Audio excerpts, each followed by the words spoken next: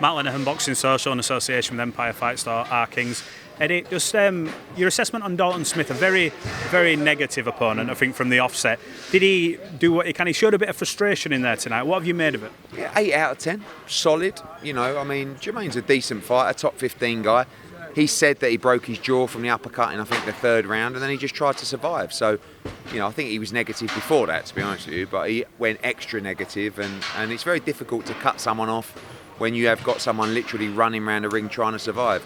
I think sometimes Dalton tries to be too perfect for his work, and his punch selection and what he wastes is very impressive.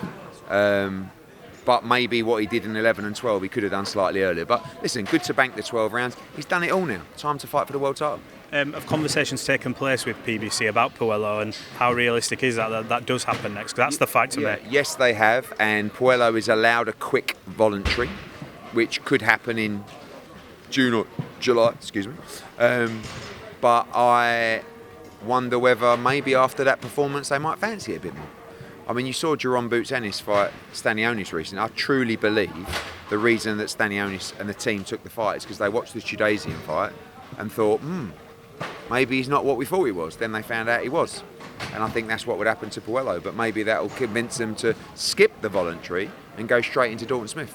Josh Warrington returned tonight. I heard you mention in other interviews, maybe timing wasn't there, but a convincing victory. And he obviously managed to, land a lot of shots on a tough game opponent tonight. You know that Josh Warrington hasn't won for 3 years. And there was a huge amount of pressure on him tonight. I was nervous for him because I could tell in the change room. I've been around Josh for years. And I just thought, you're making me nervous, because I could see, that was it tonight, really. And yeah, his timing was a little bit off, but good to get the win. And look, Josh has got 1 or 2 fights left in him, probably. And we've got to get the right opponent. I like the Conlon fight. I think it's 2 big sets of fan bases. I think it's 2 guys that are at the back end of their career, and the loser goes home. And I like the fight. Has an offer been made? Have you reached out to Wasserman? I've spoken to Mick Conlon and Wasserman and the team, and I think they're up for it as well. I'll ask you, I spoke to Johnny Nelson, I think yesterday or the day before, at a press conference, asked him about Chris Eubank Jr. making that gesture to pay the undercard, and he says it's up to guys like you in the media to speak to Eddie Hearn and Conor Benn, because what Chris has done is he's almost tried to shame them. So we should be asking, why is it taking the fighter to do that? So what's your response to that? I think Johnny Nelson talks so much shit, it's unbelievable, to be honest with you. And I love Johnny, but my God, he waffles some bollocks. He's also he's got this kind of victim mentality about his career, that he was so mistreated during his career. And the reality is that fights fall through all the time, right? Fights can fall through on the day before a fight, on the week of a fight. Fights fall through because the main event falls out. I think since we've been promoting boxing, I reckon 1 or 2 fights, shows, not fights, have ever been cancelled from me in about 12 years. Now, our job as a promoter is to make sure that we reschedule that fighter's fight as quickly as possible. Unfortunately, in boxing, sometimes things happen that are out of your control, right?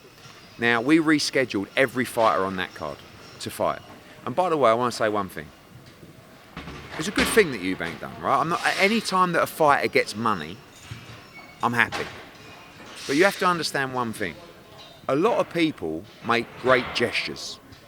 A lot of people do a lot of things for people, and you never know about it because they ain't looking to post it on Instagram, right?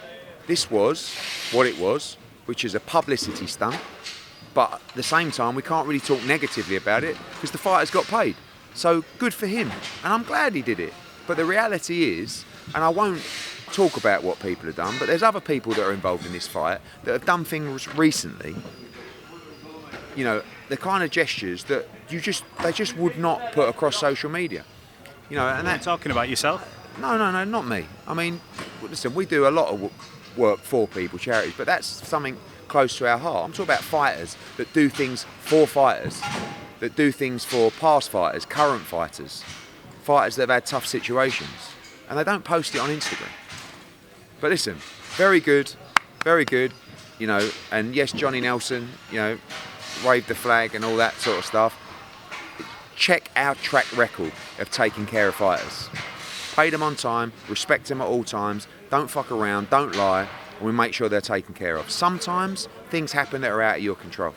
Very rarely that something like that would happen. But well done. Eddie, I appreciate your time.